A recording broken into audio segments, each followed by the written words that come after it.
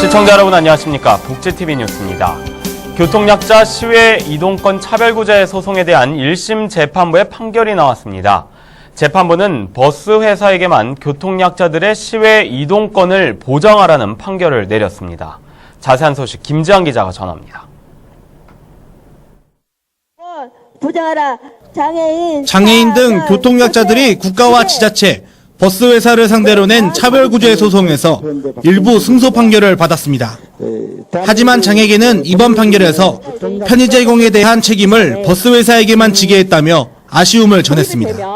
서울중앙지법은 지난 10일 김모 씨 등 5인이 국가와 지자체, 버스 회사 등을 상대로 낸 차별구제 소송에서 버스 회사에게 교통약자들의 시외 이동권을 보장하라는 내용의 원고 일부 승소 판결을 내렸습니다.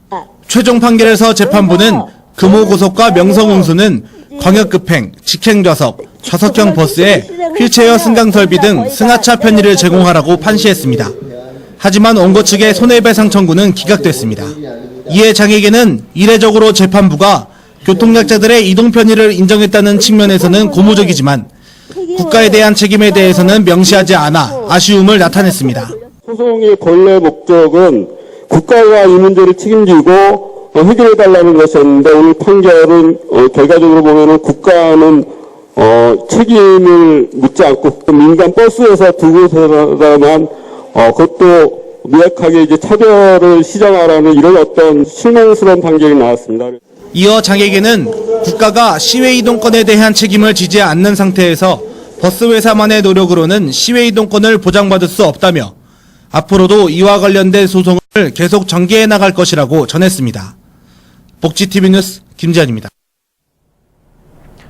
빈곤사회연대 등 시민단체와 학생들이 서울시청 앞에서 기자회견을 가졌습니다.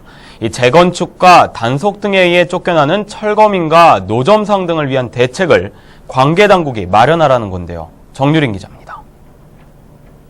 억울하게 쫓겨나지 말자. 도시에 살 권리 보장하라. 관계 당국과 임대인, 건물주에 의해 생업을 잃고 거리로 내몰린 이들이 한자리에 모였습니다. 빈곤사회연대 등 시민단체와 학생들은 서울시청 앞에서 기자회견을 갖고 소위 도시빈민이 된 이들의 현안을 해결해 줄 것을 촉구했습니다. 8개 시민단체로 구성된 권리장전은 지난 2주 동안 수도권 곳곳에서 벌어지고 있는 도시빈민에 대한 탄압 양상에 대해 조사해왔습니다. 여러분, 빈곤은 개인의 노력과 의지에 따라서 벗어날 수 있는 어떤 정적인 상태가 아닙니다. 가장 인간다운 삶을 살 그 당연한 권리를 요구하는 것과 그리고 그 권리를 찾아가 나가는 그 과정에서 학생들, 그리고 국민들, 그리고 시민들, 그리고 반빈곤 연대 활동에 연대해 주신 많은 분들과 함께 계속해서 활동과 연대를 이어나가겠다는 약속이 있습니다. 이날 자리에 참석한 김병택 할아버지는 건물주의 이윤 추구로 자신이 살던 동자동 쪽방촌에서 쫓겨날 위기에 처했다며 사태를 수수방관하고 있는 서울시를 규탄했습니다. 쪽방촌이요, 시민이요, 우리도 서로인데 세상이 이렇게 무시되었습니까? 시민입니다. 시민을 위해서 시장이 이 문제를 해결해야 됩니다. 한편 권리장전은 조사 결과 드러난 현안들에 대해 서울시를 대상으로 책임감 있는 개입과 해결 노력을 지속적으로 요구한다는 계획입니다. 복지TV 뉴스 정유림입니다. 보건복지부가 지자체와 민간기관과 함께 장애인 전용 주차구역 합동점검을 실시합니다. 복지부는 다음 달 9일까지 약 한 달간 고속도로 휴게소 등 불법 주차 민원이 많이 제기되어 온 시설을 포함해 전국 약 5,000개소에서 장애인 전용 주차구역 단속을 합니다. 또한 복지부는 장애인 전용 주차구역의 주차 면수 확보 여부나 설치 장소 등의 적정성에 대한 단속도 함께 진행한다고 말했습니다. 보건복지부가 재산의 소득 환산율을 낮추는 내용을 담은 기초연금법 시행규칙 개정안을 입법 예고했습니다. 복지부는 기초연금 대상자의 소득 인정액 산정 시 적용하는 재산의 소득 환산율을 현행 5%에서 4%로 낮추는 내용을 담은 시행규칙 개정안을 입법 예고했습니다. 복지부는 이번 개정안을 통해서 재산이 실제 가치보다 높게 평가되는 것을 방지하고 약 10만 명이 기초연금을 수급받을 수 있게 될 것이라고 말했습니다. 한편 복지부는 이번 개정안을 다음 달 19일까지 입법 예고한다고 밝혔습니다. 급성 신우염으로 인한 여성 진료 인원이 남성 진료 인원보다 많은 것으로 나타났습니다. 국민건강보험공단은 요로 감염의 일종으로 신장과 신우에 세균 감염이 발생하는 급성 신우염 환자가 남성보다 여성이 많다고 말했습니다. 연령별로는 여성은 50대에서 가장 많이 급성 신우염이 발생하고 있었고 남성의 경우 9세 이하에서 가장 많이 나타났습니다. 또한 공단에 따르면 급성 신우염으로 인한 평균 진료 인원은 대체로 7월과 8월에 많았고 2월에 가장 적었습니다. 사단법인 꿈티움이 제4회 꿈티움 공모전 시상식을 열었습니다. 박고은 아나운서입니다. 미술 작품들이 나란히 한쪽 벽면에 전시돼 있습니다. 지난 10일 경기도 분당에 위치한 네이버 본사에서 제4회 꿈티움 공모전 시상식이 열렸습니다.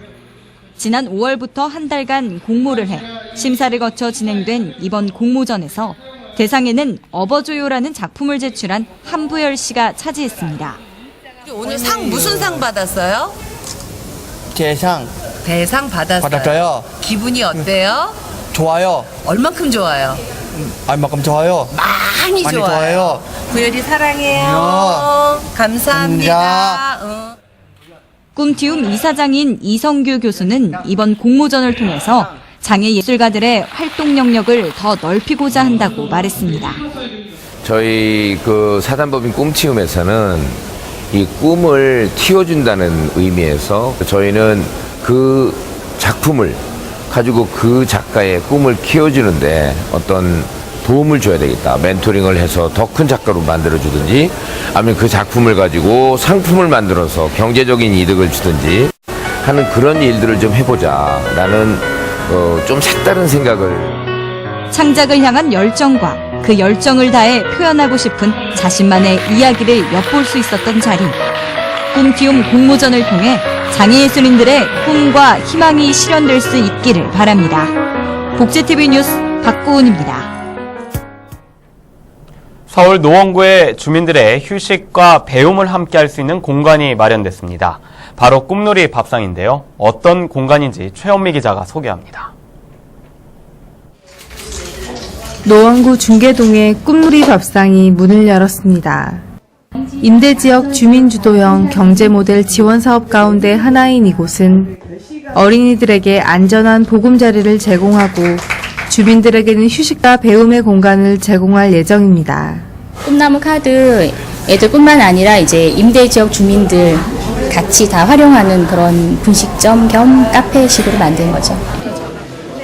아동 경제교육, 성격 유형 검사 등 어린이들을 위한 프로그램과 바리스타 수업, 공방 수업 등 자기 개발 과정도 수강할 수 있어 어른과 어린이가 모두 함께 할 수 있는 공간이 마련됐습니다. 엄마들은 차 마시고 아이들은 위에서 놀 수도 있어서 좋은 것 같아요. 사회적 일자리 창출에도 한 몫을 했습니다. 그동안 복지를 이용하던 주민들이 이곳에서 경제활동 기회를 얻어 복지 제공자로서 지역 활성화에 앞장서고 있습니다. 또 올 수 있는 참 이렇게 좋은 공간이구나 시작할 수 있고 이런 공간이구나 하고 다시 올 수 있도록 저희들이 만들어주는 게 최선인 것 같아요. 어린이와 구민들에게 휴식과 배움의 기회를 제공하는 이 공간이 마을 공동체의 구심점으로 거듭나길 기대해봅니다. 복지TV 뉴스 최현미입니다. 이 경기도 내 외국인 주민이 지난해보다 12.4% 늘어난 55만 명으로 집계됐습니다.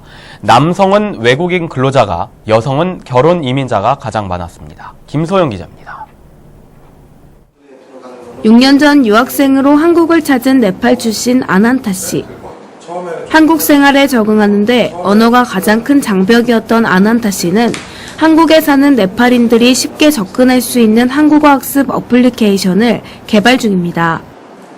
홈페이지를 만들어 한국 가요를 네팔어로 번역해 올리고 어휘도 정리해 놓았습니다. 혼자 왔는데 또 말도 못하고 그때 제가 처음에 한국에 올 때 안녕하세요 감사합니다 한국말 몰라요 세까지 배우고 왔거든요. 친구들도 없고 혼자 있으니까 항상 외롭고 내가 이게 한국에 왜 왔지? 라고 그렇게 생각도 많이 듣고.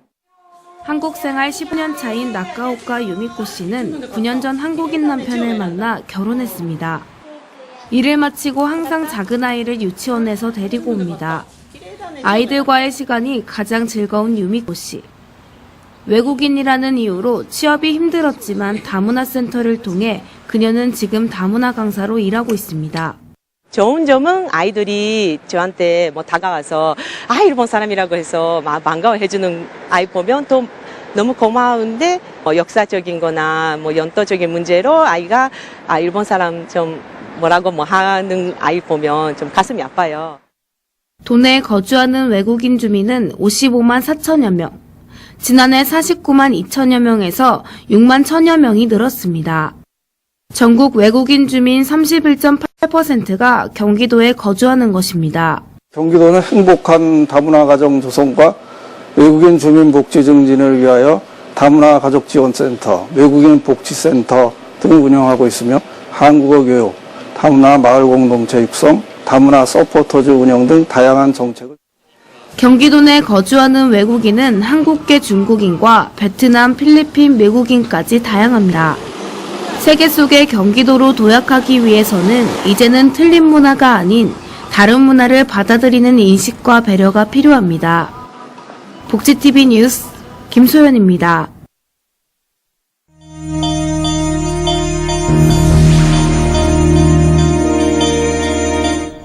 이어서 간추린 뉴스를 전해드립니다. 한국 휠체어 댄스 스포츠 국가대표 선수들이 2015 IPC 국제 장애인 댄스 스포츠 대회에 참가해 싱글맨과 콤비 프리스타일 등 총 4개 부분에서 1위를 차지했습니다.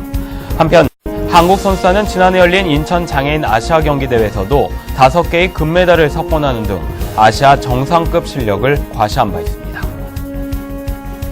서울 노원구청이 장애인의 생활체육 활성화를 위해 불암산에 롬볼장을 조성하고 중랑천에는 파크 골프장을 조성했습니다. 노원구는 롬볼장의 경우 겨울철인 1, 2월을 제외하고 연중 운영할 계획이고 골프장은 12월에서 3월을 제외하고 연중 상시 운영한다고 말했습니다. 인천시가 치매 환자 부양으로 인한 스트레스가 높은 치매 환자 가족을 위해 찾아가는 심리 정서 지원 프로그램 비타케어를 실시합니다. 비타케어 프로그램은 심리 상담과 치매 관리 교육 등의 섹션으로 이루어져 있고 각 군구에 설치되어 있는 16개 치매 센터를 이용하고 있는 치매 환자 가족을 대상으로 이달 22일부터 오는 11월까지 진행할 예정입니다. 강원도는 이달 17일까지 강릉과 평창 일원에서 2015 학예 드림 프로그램을 진행합니다. 이번 프로그램에서는 컬링과 아이스 슬레이지 하키 등 빙상 종목을 직접 체험하고 스키 점프대와 슬라이딩 센터를 견학합니다. 경상북도가 도내 23개 시군 289명에게 정보통신 보조기기를 지급한다고 밝혔습니다. 도는 선정된 대상자가 개인별 부담금을 납부하면 기기 보급업체에서 납부 확인 후 배송 설치하게 된다고 말했습니다. 특히 도는 기초수급자나 차상위 계층 장애인은 본인 부담액 중 절반을 추가로 지원받을 수 있다고 설명했습니다.